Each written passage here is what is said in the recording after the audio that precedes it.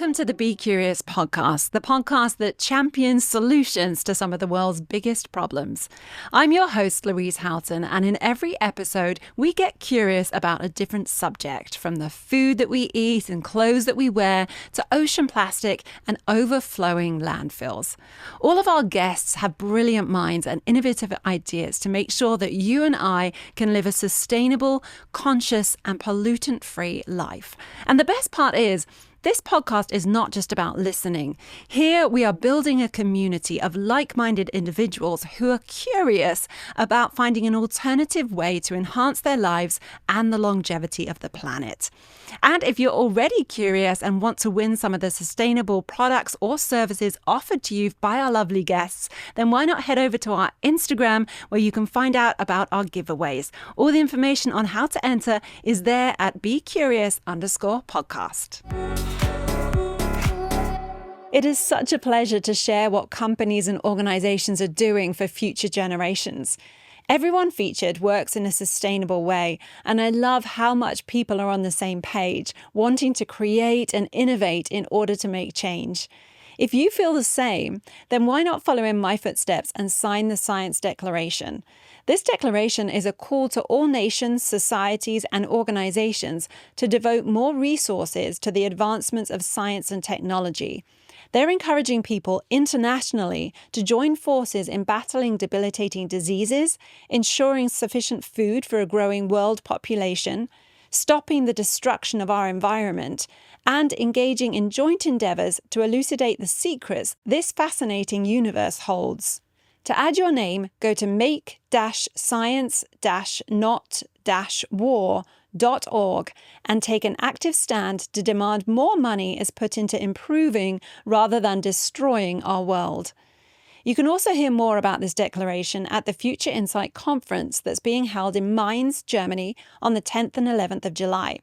Over the 2 days, academic and industry leaders will come together to share their knowledge and latest innovations.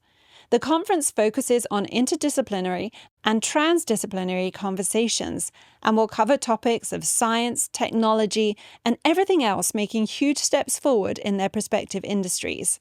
You're also welcome to enter competitions and contribute to their Dream Board, a place that allows you to dream big and share your visions for the future, what you want to see invented, and why.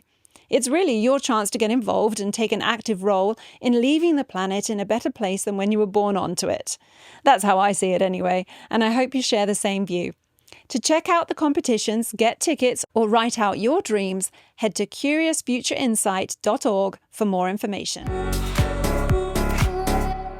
Today on the podcast, we're getting curious about old equipment and surplus goods. Have you ever wondered what might happen to old rubber tires? Could they end up in a landfill? Yes, but could they end up on a children's playground floor?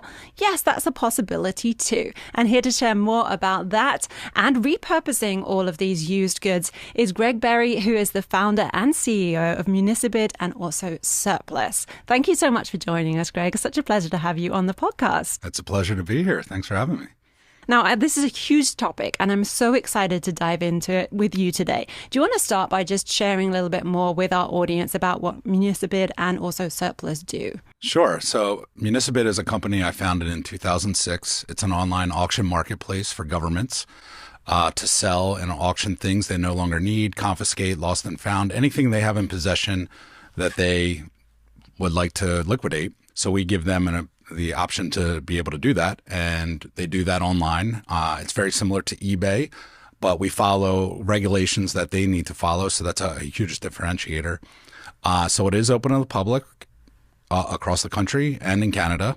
It's governments all the way from state governments, counties, municipalities, down to school districts, universities, anything that's related to the government. And what kind of items would you expect to see on there? So probably our biggest categories are heavy equipment, vehicles, tools, and then things like IT equipment, kitchen equipment, gym equipment, anything that you can imagine a government would have or a school would have that they no longer need.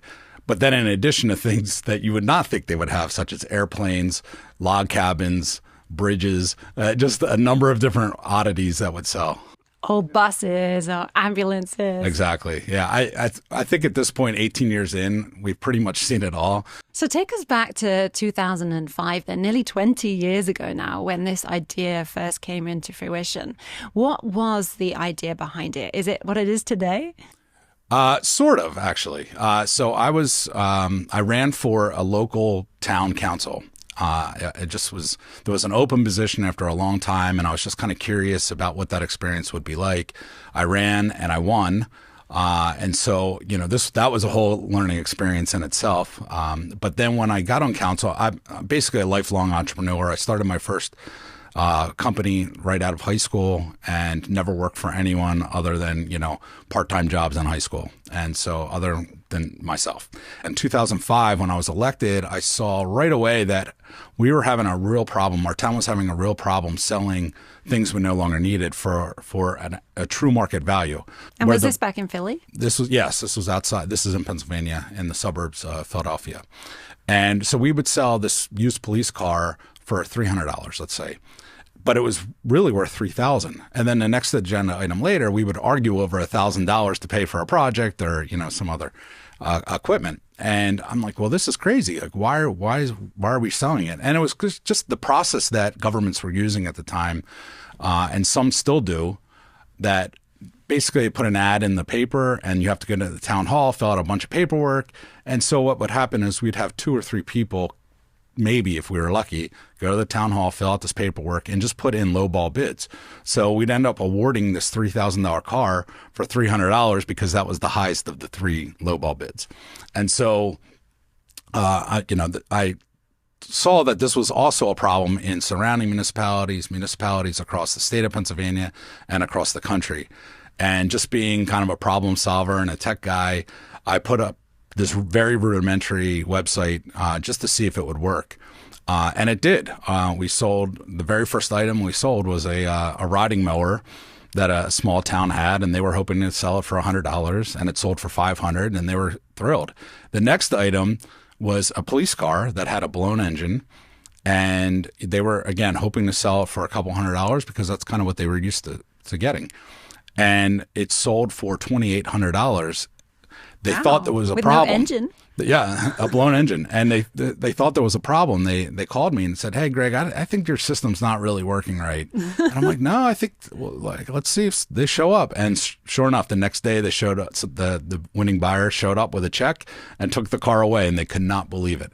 And so we had that testimonial, we had that result, and we kind of grew from there. And now we serve over 6,000 agencies across the country. Amazing. Congratulations. And what did people do with an old police car like that with a blown engine? Sometimes they'll repair it and resell it. But most times, it's for their own use. So they're buying it for their own use. And we see a lot, which is interesting now. Before, in the old ways, there were what I call professional buyers. So people that knew about these government surplus items and that sort of thing, and they knew how to work the system and go to the town hall and fill out the paperwork. Now it's open to everyone. It's super convenient, super easy to use. People can find this stuff for sale. People know that it's for sale, which is the biggest benefit that we offer. And then, they're comfortable and it's convenient to be able to bid on these and win. So a lot of times we actually see parents buy their kids their first cars off Municibid, and we'll see a small business buy equipment that they use for, let's say, their landscaping equipment, or for the landscaping company, and then we'll see people buy all kinds of different items for reuse and upcycle projects that they're doing. And so, yeah, it's really interesting. Yeah, there's so many amazing stories, and we'll get to some of those a little bit later on. But just in terms of the infancy of the actual company then, how easy was it to kind of get it really up and running from just those first few products that you put online? It's not easy at all. First of all, it's a double-sided marketplace. So it's like, all right, do you have the buyers or do you have the sellers first? But I kind of knew early on that the more important side was to get the sellers, the governments, to come on. But that was also the much harder sale because this is a new process for them. Governments aren't really quick to try new things or adopt new technologies. And so it took a bit of convincing, and it took a while till we had sort of, enough of those testimonials and results that we could, really showed other governments that we were legit, and that this was actually a system that worked. Why did it need to be specific to governments and schools only? Because there were other options. Like, you could sell on eBay if you wanted, but governments really couldn't. So in 2006, in particular, in Pennsylvania, they passed this Electronic Bidding Law Act, which allowed governments and schools to sell their surplus online.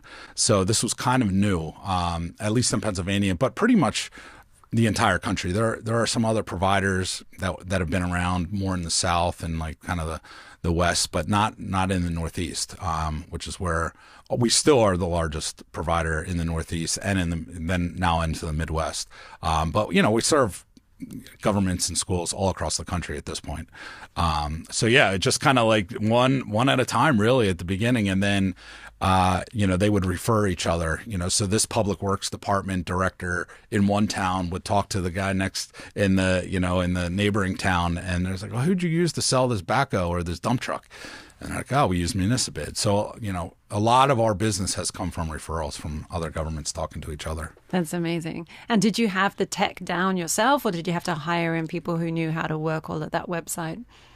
A little bit of both. So I have a technology background. That was my first company out of high school. And so I was very familiar with the internet. And so I put together, again, this rudimentary auction site that barely worked, but it worked good enough.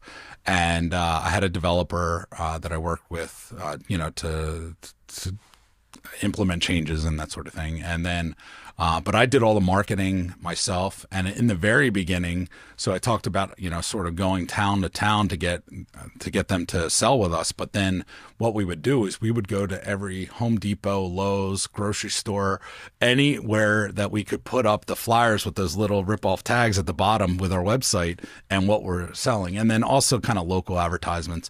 So it was very kind of feet on the ground to get started.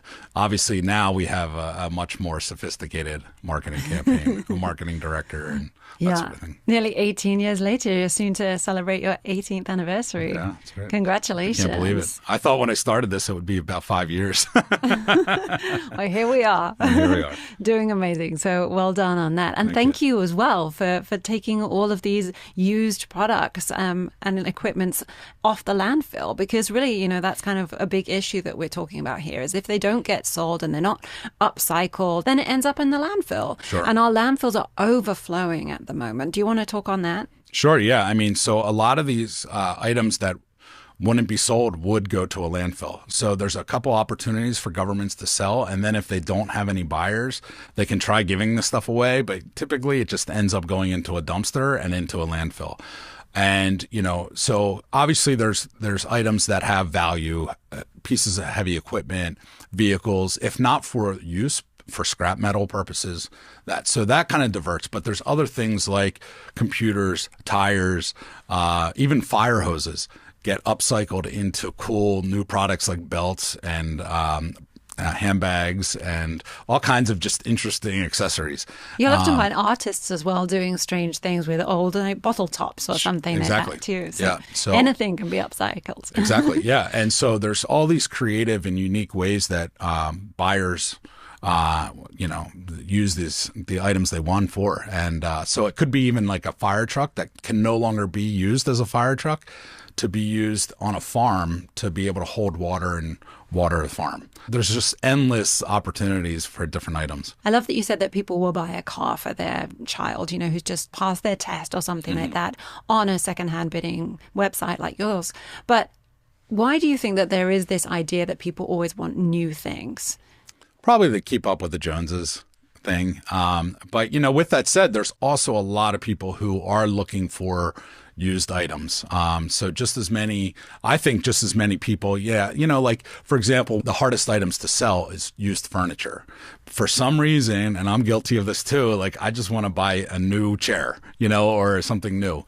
And, you could buy something relatively new that's in good shape for basically nothing because for some reason people don't want to buy furniture. So that is kind of like an outlier example.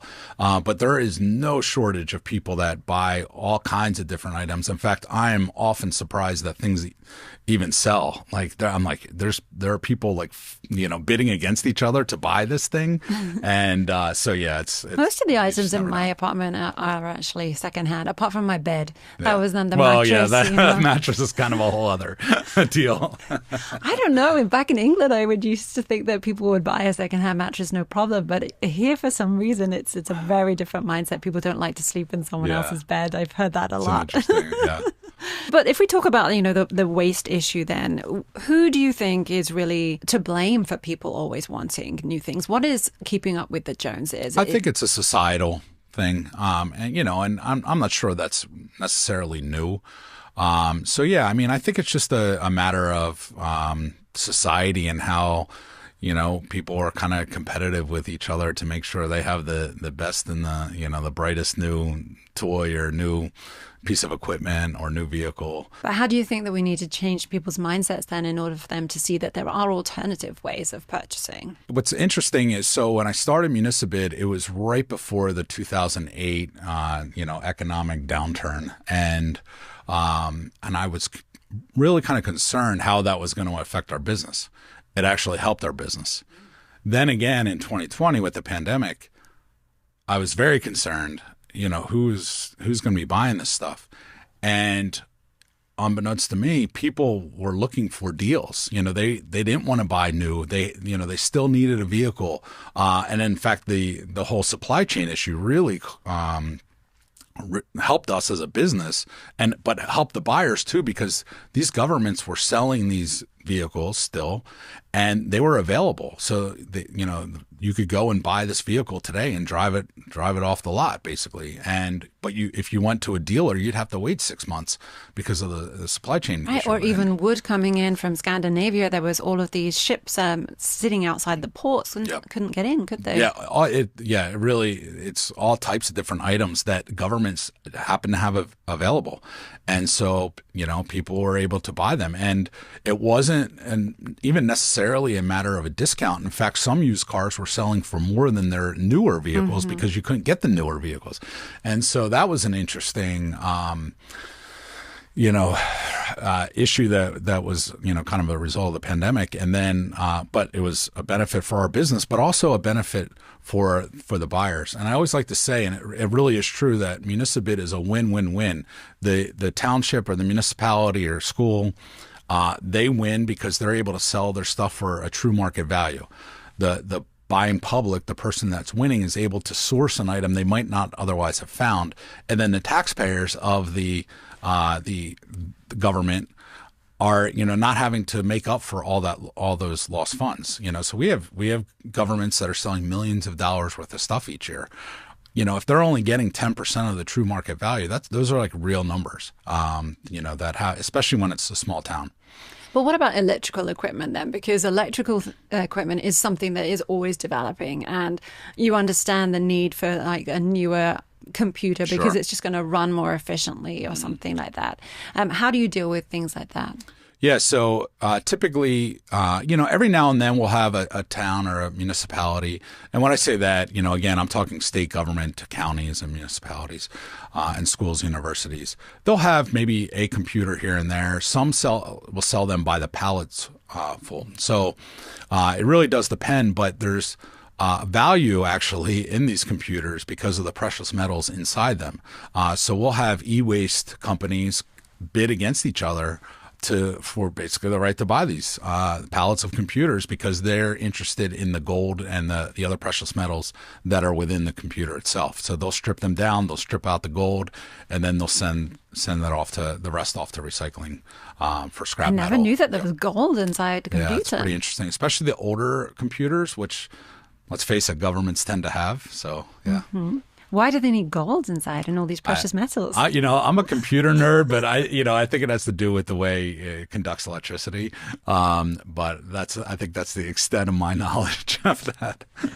Do you have any sort of transparency on your website as well, where people need to, share definitely kind of whether an item is working or functioning in some kind of particular way? Oh, sure. Yeah. So we really work with our sellers to make sure that they are upfront with all the information they have about an item. There are some cases where they just simply don't know. But with respect to transparency, that's one of the kind of the core values of our company, is that everything's transparent. And it's why governments use us, because they're able to get a full report of everyone who placed any bid, what time they bid, where they bid from, that type of information. So it's all open. It meets their open records requirements. And then from a buyer's standpoint, unlike a lot of other sites, you can go on Municibid and see what things sell for and when they sold. And if you're really curious about what a 2015 John Deere tractor sells for, you can go on and you can look at all the 2015 tractors that have been sold over the years and figure out what the value is. So yeah, we keep everything very transparent. Can you give us a couple more examples of how Municibid is actually helping with other environmental issues? Yeah, sure. So one of the big things with being online and offering these governments an online scenario is that a lot of governments used to take their stuff to a live auction. And so basically what they would have to do is get all this equipment, all these items and vehicles over to a live auction. And then people have to drive from all over the place to get to that live auction just to be able to even look at what's for sale or even to place a bid, let alone, win. I always bought my cars from auction, actually. So we would drive an hour to the auction, and then my dad bought one too. We'd have to piggyback the cars all the way home. Yeah, right, exactly. And so now everything being available online, it reduces all that movement of vehicles and, of people having to drive hours for no reason. And then also the other thing is either if with a live auction or in this old, what's called sealed bid process, where they put the local ad in the paper and you have to go they usually would do that one time a year. So what would happen is they would have a fleet of vehicles that are ready to sell just sitting there deteriorating, dripping oil, gas, lubricants all over the ground while, and then not to mention losing value by the day, tires going flat, batteries dying and that sort of thing. But yeah, so it really reduces the impact even in the smallest way. But when you start talking about tens of thousands of governments doing this, then again, you're really making a big impact. Yeah, let alone just the products as we were talking about before, actually, going into being made into something that's more sustainable, like the tires going into a children's playground, for example. Yep. Yeah, exactly. So again, there's so many different examples of that. Even, just sort of examples that would seem more, are I guess less surprising, like a school bus that's turned into an RV or what they call a schoolie, or a van or an ambulance that's turned into a work truck. Or in one case, we had this interesting story where a New England Patriots fan bought an ambulance and turned it into this whole tailgate operating machine. It was really cool. And so they put the grill on the gurney that came out. So when they would just open up the back doors, pull out the gurney, and then the grill was there. So it was like a really cool project. There was another one who bought basically like a city bus and turned it into this Disney themed motorhome. And so that was kind of an interesting thing. I've seen one actually being made into a healing bus, and they go around and actually help people in underprivileged communities. Yeah, so like mobile dog groomers is another example. So, those are really cool examples. And then just people buying them, especially ambulances, I think are cool that people turn into homes. I'm like, I'm not sure I could live in an ambulance, but these people do. And they, especially during the pandemic, it was such a hot thing, the whole RV life, and people just kind of like hitting the road in all these different types of vehicles. So we have a lot of stories from the pandemic related to that. How do you find out about those stories? Because you don't have to share what you're buying it for on the website, do you? Right, sure. No. So we ask. In every sort of winning bid, confirmation, email or notice, we ask them, like, hey, do you have an interesting story? And then what we do is once a year we have what we call Share Your Story contest. So we award like 5 different places. So yeah, we find that out. And then we decided that, you know what, there's enough of these that we can do this on a regular basis. So we started a podcast to highlight all these cool stories about people using the equipment they've won or the items they've won. And where can you actually go? What is the website to go to Municibid if you wanted to? Well, it's just municibid.com. So you can think of it as municipal and bid combined. But any which way you spell that, you'll find us. If you're like me, then you're curious about the future and what that will look like for our children and our children's children. A great place to feed my curiosity is at the Curious Future Insight Conference that happens every other year. I've already got my tickets to head to Mainz, Germany on the 10th and 11th of July for this year's edition. Over the 2 days, academic and industry leaders will come together to share their knowledge and their latest innovations. They will talk about the problems we're encountering on a global scale. But this is not a conference that focuses on everything going wrong. Quite the opposite. The Future Insight Conference is a really positive and uplifting place to be because the speakers have been working for years on solutions. From major players like Merck to startups only a few months old, the lineup of keynotes and panels really show the seniority in each industry. And the best part is that everyone is talking about what they're doing to make a difference in the world. This year, among many others, they have the CEO of BioNTech, Ugur Sahin, the founder of Boston Dynamics, Mark Rybert, and also the Nobel Prize winner and professor Stephen Chu. It's a place where you can connect with like-minded individuals in academia and industry, take part in workshops like the Microplastics Hackathon, and you may even be interested in entering yourself or your company into one of the many competitions they have running annually. They have the Nature Spin-off Prize, Science and Shorts Prize, and the Future Insight Prize is the creme de la creme, awarding €500,000 as a helpful research grant. If you want to find out more about the event and grab your tickets, head over to curiousfutureinsight.org to find out more information.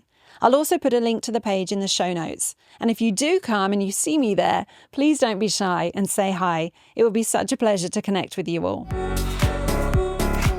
So let's talk a little bit more about Surplus, the other company that you've opened up here in 2024. Why did you decide you needed a second company in order to do that? That's the $1 million question. Just about I have an 18-year-old. I'm starting all over again. So basically, I acquired the domain name a few years ago, and with the purpose of setting up essentially the same sort of thing we're doing for governments, but for businesses. And just talking with our customers, and our buyers are mostly businesses. So I would say about 80% of our buyers are businesses, 10% are other governments, and 10% are the just general public. And so in talking with all these businesses, they were frustrated with the sort of the current ways of selling stuff, whether it's Facebook Marketplace or Craigslist or these other outlets, and just dealing with what comes with that. People never showing up, scammers, people just constantly emailing with no intent. There seems to be more and more of that on those platforms nowadays too. Yeah, definitely. And when you're dealing with business equipment or heavy equipment, that it's really not the right place to sell that type of equipment. There are other providers on, I'll say, the higher end, but they're very expensive. They're, it's traditionally an auction environment and that sort of thing. And so what we decided to do, based on all these conversations, was to create a business-to-business marketplace. So everyone on surplus.com is a business.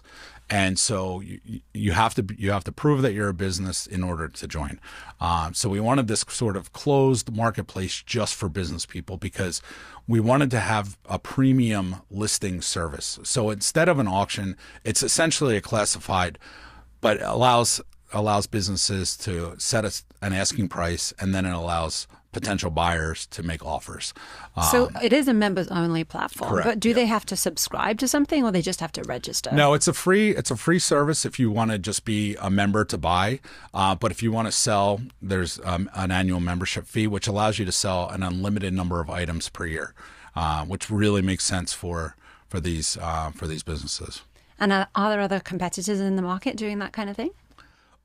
There's really none that are doing a business-to-business marketplace that's specific for that. There are plenty of websites and advertising outlets for selling, just kind of equipment, and it's open to anyone. So you're kind of dealing with the same thing, that you are, when you're opening up to the general public, you're opening yourself up to a lot of hassle. And how's the new baby growing? It's good. So we launched it exclusively for Municibid customers only. And this was only 2 months ago.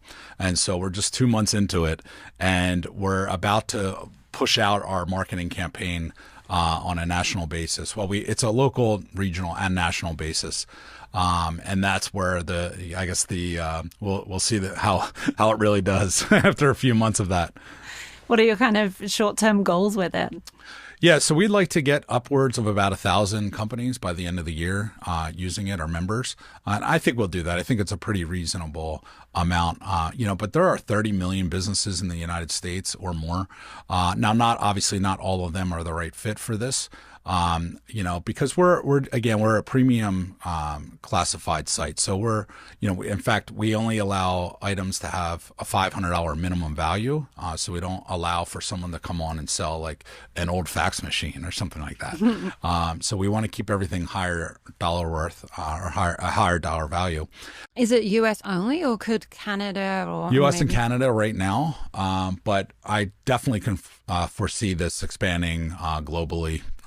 So yeah, there's a lot of opportunity here because of the size of the markets, an order of magnitude larger than governments.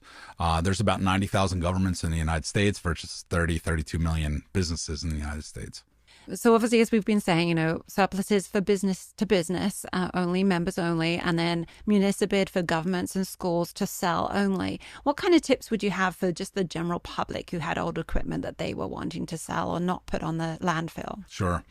If you're going to sell something online, which is the way I would recommend doing it, just because of the exposure that you have, you're just, if you try to sell it basically locally, like it's tough. So that's one issue with Facebook Marketplace. If you are a homeowner and you happen to have let's say a really nice lawn tractor, okay, you can put that on Facebook Marketplace, but only local people are seeing it. Same with Craigslist. So there, if you can find ways to get it out on a much larger platform or that has a much larger reach, that would be probably the number one thing. But then also photos, having high quality photos, being very truthful with the information about the item itself, maintenance records, if there's anything wrong with it, any detail that you would want to know as a buyer.